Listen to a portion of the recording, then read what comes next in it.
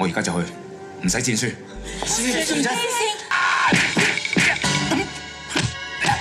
They told Jet Li he couldn't touch it. Bruce Lee's legacy was sacred. The original was untouchable. But in 1994, Jet Li walked onto a Shanghai soundstage and did the impossible. He didn't just remake Fist of Fury. He rebuilt it from the ground up with faster punches, sharper politics, and fight scenes that made choreographers rewrite the rulebook. These are 20 weird facts about Fist of Legend, and buried in the chaos, a broken rib that Jet Li hid from everyone for 3 weeks straight. Bo, this fight starts now. Number 1. Before Fist of Legend became a film, it was a gamble nobody wanted to take. In 1994, remaking a Bruce Lee classic wasn't just risky, it was borderline blasphemous. Bruce Lee had died 21 years earlier, but his shadow still loomed over Hong Kong cinema like an untouchable monument. Fist of Fury, released in 1972, had cemented itself as a cultural lightning rod, a film that turned martial arts into political fury and Lee into an icon. So, when producer Jet Li announced he wanted to remake it, the reaction wasn't excitement, it was shock. Studios hesitated, investors pulled back. Even fans on the street said it couldn't be done. Not without Lee, not without that raw charisma, that barely contained rage that defined every frame of the original. But Jet Li didn't want to copy Bruce Lee. He wanted to reimagine him. He brought in director Gordon Chan, a rising talent known for sharp storytelling and modern sensibilities. And together, they made a decision that would define the entire production. This wasn't going to be a tribute. It was going to be a reinvention. Faster fights, deeper characters, smarter politics. They weren't chasing Bruce Lee's ghost. They were building something that could stand beside it. And when cameras finally rolled, the pressure wasn't just on Jet Li to deliver, it was on everyone. Because if they failed, they wouldn't just ruin a movie, they'd disrespect the legend. Number 2. Jet Li didn't just want to star in Fist of Legend, he needed it. By 1994, his relationship with Hong Kong cinema had fractured. After years of making Tsui Hark's Once Upon a Time in China series, creative tensions exploded. Arguments over story direction, character depth, and artistic control pushed Lee to the edge. He walked away from the franchise that had made him a household name, burned bridges with one of the industry's most powerful directors, and suddenly found himself without a clear path forward. Hollywood hadn't fully opened its doors yet. The Chinese mainland was still rebuilding its film industry, and Hong Kong, the place that launched his career, suddenly felt uncertain. Fist of Legend became more than a project. It became a statement. A chance to prove he could carry a film without Tsui Hark's vision steering the ship, without the safety net of a proven franchise. He threw himself into preparation with an intensity that bordered on obsession. He trained 6 days a week, studied the original Fist of Fury frame by frame, analyzed Bruce Lee's movements not to copy them, but to understand what made them iconic. He worked with Yuen Wu-ping to design fight choreography that felt modern, grounded, and devastatingly real. This wasn't just another martial arts movie for Jet Li. It was a reclamation, a way to remind the world that he wasn't just Tsui Hark's actor or Bruce Lee's successor. He was Jet Li, and he had something different to say. Number 3. The film's choreographer, Yuen Wu-ping, didn't just design the fights. He rewrote the rules.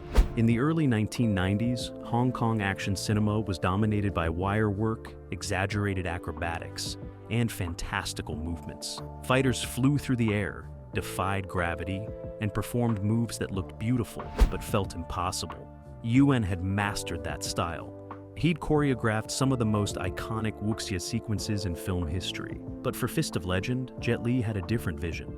He wanted realism, not the slow, grounded realism of Western boxing films, but a new kind of martial arts cinema where speed, precision, and technique mattered more than spectacle. Yuen was skeptical at first. He worried that removing the wires and fantasy elements would make the fights feel flat, boring, less cinematic. But Jet Li pushed back. He argued that authenticity could be just as thrilling as fantasy if executed with enough skill and intelligence. So, Yuen adapted. He designed fight sequences that were faster, tighter, and more technical than anything he'd done before. Punches landed with real weight. Blocks happened in milliseconds.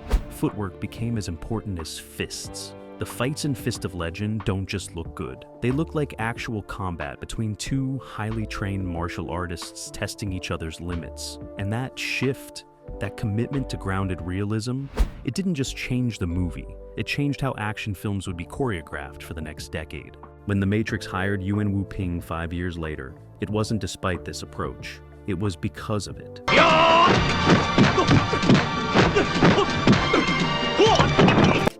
Number 4. Jet Li broke a rib during the first week of filming. It happened during a fight sequence with Japanese actor Yasuaki Kurata, who played General Fujita. The scene required brutal ground fighting. During one take, Kurata executed a throw that landed Jet Li at the wrong angle. Something cracked. Sharp pain shot through his chest. The medic's diagnosis: fractured rib, possibly 2. Stop filming, rest 4 weeks. But Jet Li refused. The production was behind schedule, the budget tight. He'd keep going. No painkillers because they'd dull his reactions. No announcement because it would panic investors. Just tape, ice, and willpower. For 3 weeks, he fought through physically demanding scenes with broken ribs. Every punch sent shockwaves through his chest, but he never let it show. The crew discovered the truth weeks later when someone spotted him wincing while removing bandages. By then, the scenes were shot, and Jet Li had proven his commitment bordered on the superhuman. Number 5. The film's opening sequence wasn't just a scene, it was a political minefield. Set in 1937 Shanghai during the early days of the Second Sino-Japanese War, the story immediately plunged into one of the most sensitive periods in Chinese history. The original Fist of Fury had tackled anti-Japanese sentiment head-on, with Bruce Lee's character delivering iconic moments of Chinese resistance against Japanese occupation. But by 1994, the political landscape had shifted. China and Japan were navigating complex diplomatic and economic relationships. Mainland Chinese censors were watching Hong Kong productions more carefully, and any film dealing with this historical period risked triggering nationalist backlash, government censorship, or international controversy. Gordon Chan and the screenwriters faced an impossible balance. They needed to honor the anti-colonial spirit of the original film while avoiding inflammatory rhetoric that could get the movie banned. They needed to portray Japanese characters with enough complexity to avoid crude stereotyping, while still acknowledging the real horrors of occupation. The solution was nuance. Instead of making every Japanese character a villain, they created layers. Some Japanese were brutal occupiers. Others were honorable martial artists caught in their nation's imperial ambitions. The film's ultimate message wasn't about Chinese superiority or Japanese evil. It was about individuals choosing honor over nationalism, about martial arts transcending borders even when politics tried to weaponize it. That careful navigation didn't satisfy everyone. Some Chinese audiences wanted more overt patriotism. Some Japanese viewers still found the portrayal uncomfortable. But the film threaded the needle well enough to release in multiple markets, sparking conversations that went far beyond martial arts. Number 6. Yasuaki Kurata almost turned down the role of General Fujita. The Japanese actor had built a career playing villains in Hong Kong martial arts films throughout the 1970s and 80s. And by 1994, he was exhausted by the typecasting. He'd been the Japanese bad guy so many times that he worried about being pigeonholed forever, reduced to a one-dimensional antagonist in films that rarely gave Japanese characters depth or dignity. When the Fist of Legend script arrived, his first instinct was to decline. Another Japanese general, another villain, another film where he'd be the face of historical aggression. But then he read past the first act and discovered something unexpected. General Fujita wasn't a simple villain. He was a master martial artist with a code of honor, a man who genuinely respected Chinese martial arts and saw Chen Zhen not as an inferior enemy, but as a worthy opponent. The script gave him philosophical depth, moments of introspection, even a strange mutual respect with the protagonist. Kurata called Gordon Chan and asked a direct question. Is this really how you want to portray him? Chan's answer was immediate. Yes. Fujita had to be complex, skilled, and honorable. because the film's themes only worked if both sides had warriors worth respecting. That conversation changed everything. Kurata signed on and brought a gravitas to the role that elevated every scene he touched. His final fight with Jet Li wasn't just action spectacle. It became a philosophical confrontation between two masters who understood that war had made them enemies, but martial arts had made them brothers. And that complexity, that refusal to reduce characters to nationalist stereotypes, it gave Fist of Legend a maturity that most martial arts films of the era never achieved. Number 7. The film's fight choreography required a level of training that pushed even Jet Li to his limits. Yuen Woo-ping designed sequences that demanded absolute precision, lightning-fast reflexes, and the ability to execute complex combinations in single takes without wire assistance. For most martial arts films of that era, mistakes could be hidden with quick cuts, camera angles, or editing tricks. But Fist of Legend's aesthetic demanded longer takes, wider shots that showed entire bodies in motion, and minimal cutting during combat. That meant every move had to be perfect. Jet Li trained for 8 weeks before filming began, running through choreography hundreds of times until muscle memory took over. But it wasn't just about memorizing sequences. Yuen wanted spontaneity within structure, moments where Li could react naturally to his opponent's movements, rather than following a rigid script. So, they developed a system. Basic choreography would be planned, but within each exchange, fighters had windows of improvisation where they could add flourishes, counter moves, or unexpected strikes. It was dangerous. One miscalculation could result in a real hit, a broken bone, or worse. But it also created fight scenes that felt alive, unpredictable, genuinely dangerous. When you watch Jet Li fight in Fist of Legend, you're not watching a rehearsed dance. You're watching a controlled explosion of technique where every punch could be the one that lands too hard. And that edge, that sense of real stakes, it made every fight sequence crackle with an intensity that transcended choreography and became something closer to actual combat captured on film. Number 8. The romance between Chen Jin and Mitsuko wasn't in the original Fist of Fury. Aomori Bruce Lee's version focused on revenge and nationalist pride with minimal romance, but Gordon Chan added a layer that complicated the film's politics. He created Mitsuko, a Japanese woman studying in Shanghai, and made her Chen Jin's girlfriend. Suddenly, the film wasn't just about Chinese versus Japanese nationalism. It was about two people trying to love across a divide that history was determined to destroy. They cast Nakayama Shinobu, a Japanese actress willing to take on a controversial role. In Japan, critics condemned her. In China, audiences struggled with their hero loving the enemy's daughter. But that discomfort was the point. The relationship forced viewers to see past national categories and recognize war's human cost.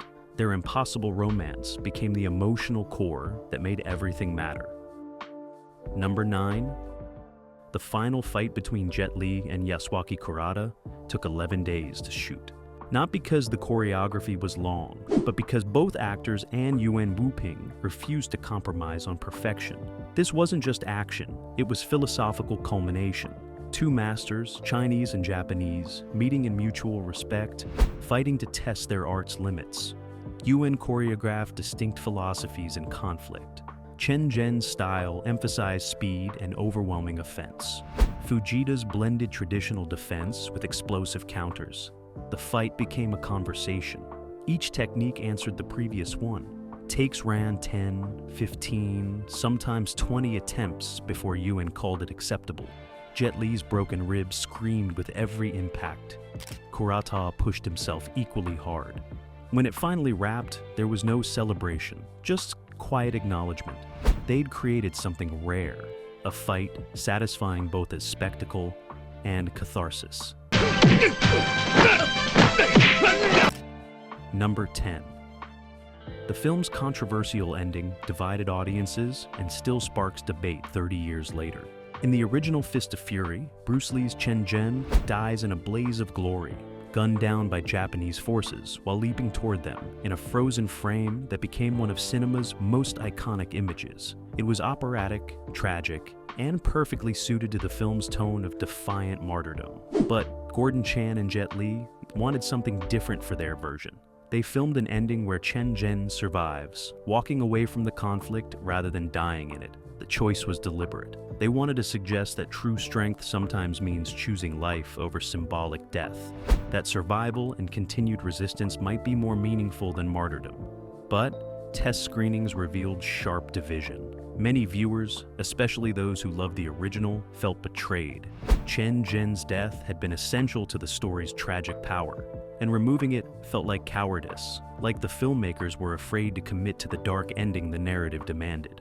Others argued the new ending brought fresh perspective, that not every hero's journey had to end in sacrifice. The debate raged through production meetings between Chan and Lee among producers and financiers. Eventually, they made a compromise that satisfied no one and intrigued everyone. They shot multiple endings and released different versions in different markets, letting each region choose its own conclusion. Some prints showed Chen Zhen dying, others showed him surviving. And in that strange flexibility, Fist of Legend became one of the few films where the ending itself became a conversation about what heroism means. Not a bug, but a feature of a film unafraid to challenge its own mythology. Number 11. The school fight scene wasn't choreographed in advance. Yuan Wu-ping showed up to set with a basic concept. Chen Zhen confronting multiple opponents in a confined space, but no detailed breakdown. He gathered Jet Li and the stunt team in the actual location, a cramped classroom with desks, chairs, and limited movement space, and said, "Let's build it here, now." For the next 6 hours, they worked through combinations, testing what furniture could break, what angles worked, how many opponents could attack simultaneously without cluttering the frame. Jet Li improvised a sequence using a wooden desk as both shield and weapon, smashing it over one opponent before using the pieces as striking tools. The stunt team countered with their own ideas, grabbing props, suggesting throws, adding levels of chaos. What emerged was organized mayhem, a fight that felt spontaneous and desperate rather than rehearsed. The classroom's tight quarters forced everyone to work closer, faster, more dangerously than typical fight scenes allowed. Mistakes happened. One stuntman took an accidental elbow that split his lip. Another crashed through a prop window that wasn't meant to break yet. But Yuan kept those moments, building them into the sequence's raw energy.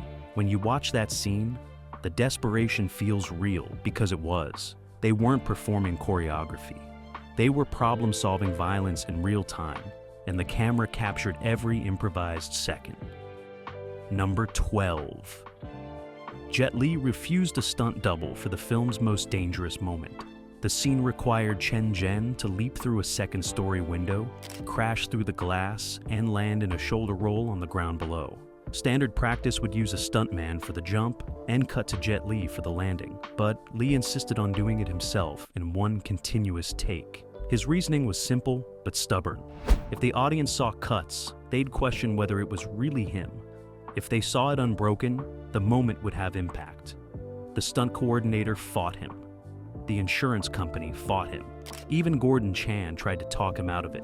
But Jet Li had already made up his mind, and once he decided something, arguing was pointless. They rigged safety measures, pads just out of frame, crash mats disguised as street debris, but ultimately Jet Li would be jumping through real glass from a real height. The first take, he hesitated at the window for a fraction too long, and Yuan called, "Cut." The second take, he hit the ground wrong and rolled into the safety pad too obviously. The third take, perfect.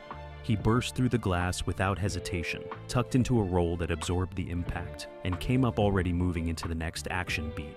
One take, no cuts, no doubles. The crew didn't applaud, they just exhaled.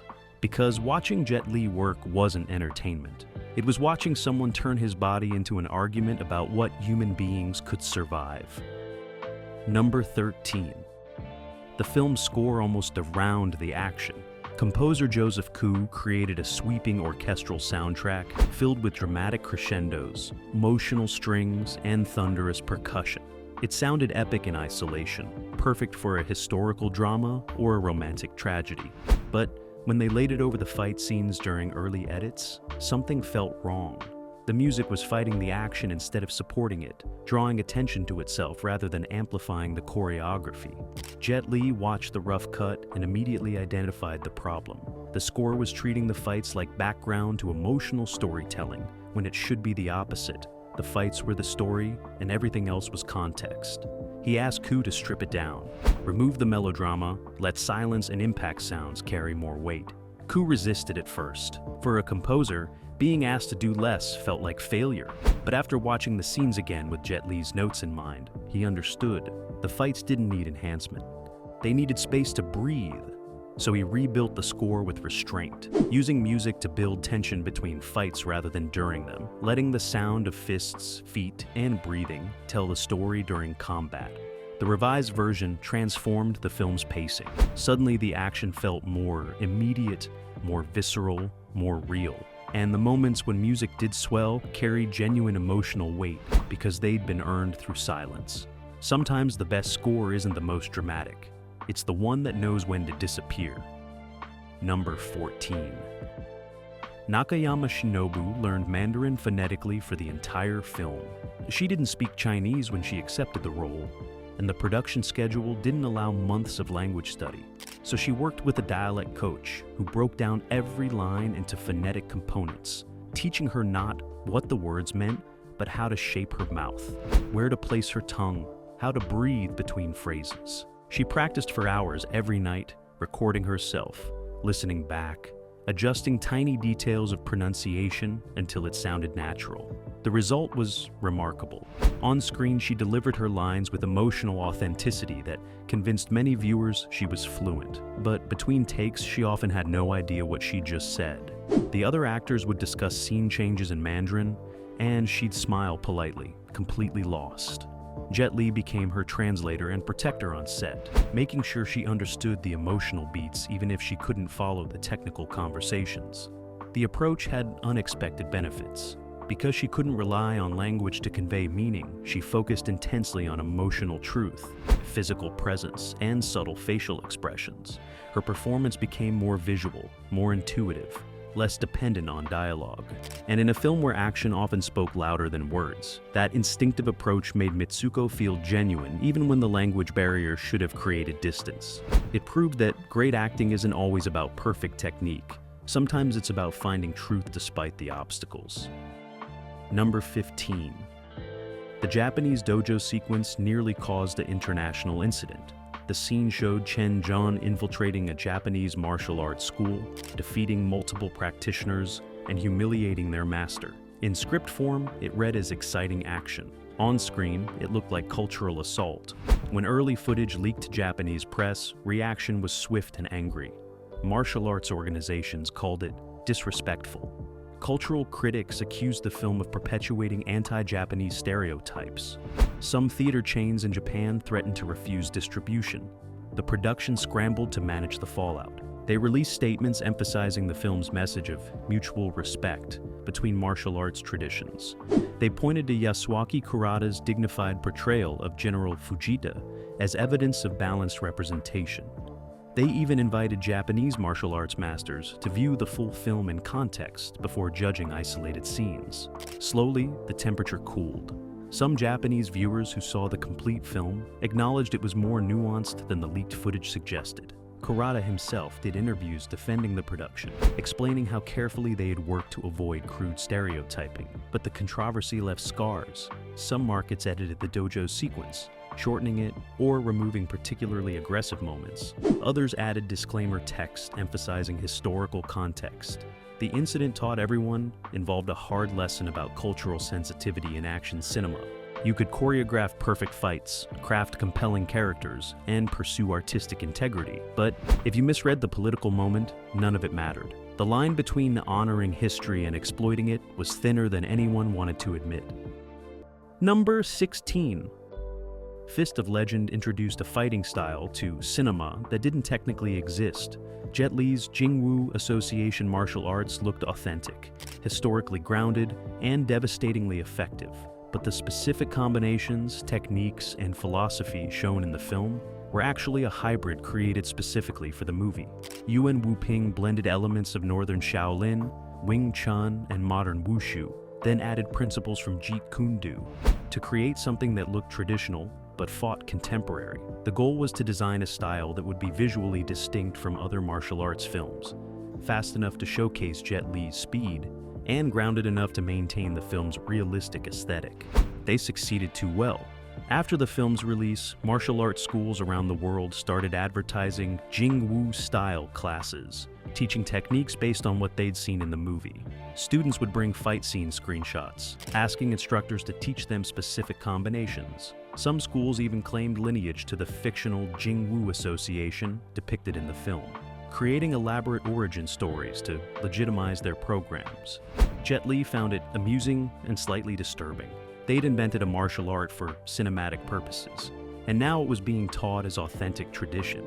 The line between movie magic and martial reality had blurred in ways no one anticipated, but in a strange way, it proved the film's power. The fighting looked so convincing, so grounded in real technique, that audiences couldn't separate performance from authenticity. And maybe that was the ultimate compliment to Yuan Wuping's choreography. It felt more real than reality. Number 17. The film's production faced constant threat of shutdown due to Hong Kong's uncertain political future. In 1994, the handover to China was just 3 years away. The entire film industry was navigating existential uncertainty. Would mainland censors crack down? Would financing dry up? Fist of Legend's subject matter made it especially vulnerable. A film about Chinese nationalism and anti-Japanese resistance could be read multiple ways. Mainland authorities might embrace it as patriotic, or condemn it as insufficiently loyal. Investors kept threatening to pull funding. Gordon Chan directed with one eye on the script, one eye on the news. They shot faster than planned, sometimes 16-hour days, racing to finish before the political situation made release impossible. That urgency is visible in every frame. Fist of Legend feels like a film made by people who knew their window was closing. Number 18. The film's international success surprised everyone, especially in markets where martial arts films typically struggled. European distributors expected minimal interest, maybe a few festival screenings and limited theatrical runs. But Fist of Legend found unexpected audiences.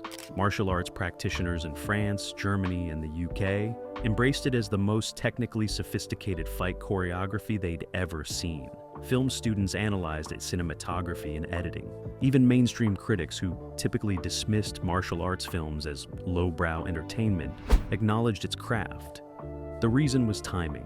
In 1994, Western audiences were hungry for action cinema that didn't rely on explosions and gunfights.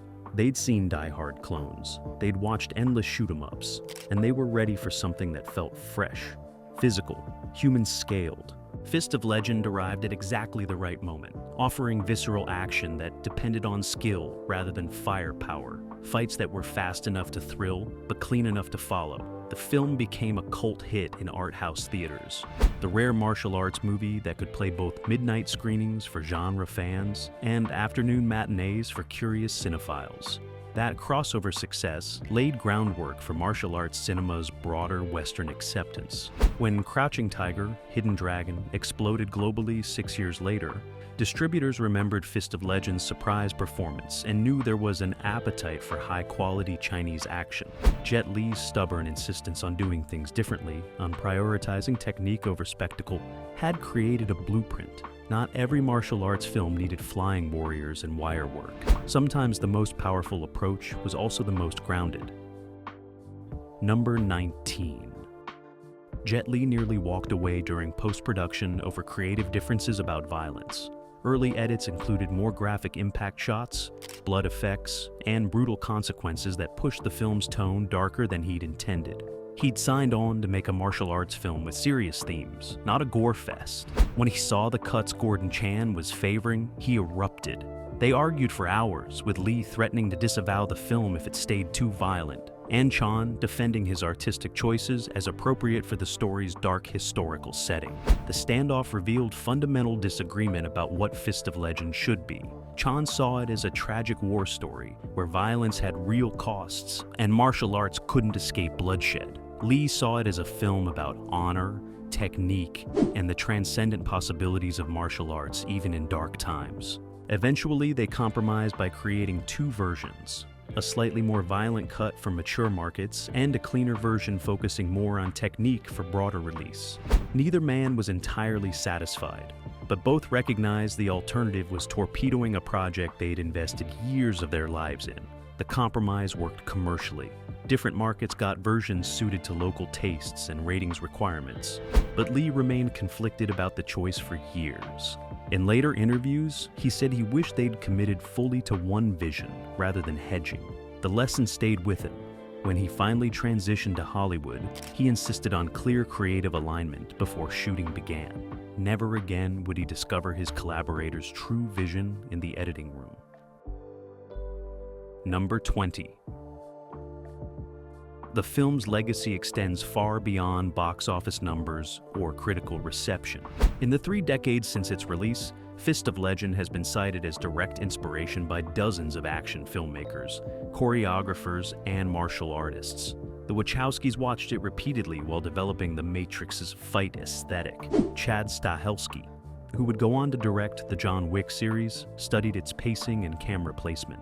Chinese action directors acknowledged it as the turning point when Hong Kong martial arts cinema started prioritizing grounded realism over wire-assisted fantasy.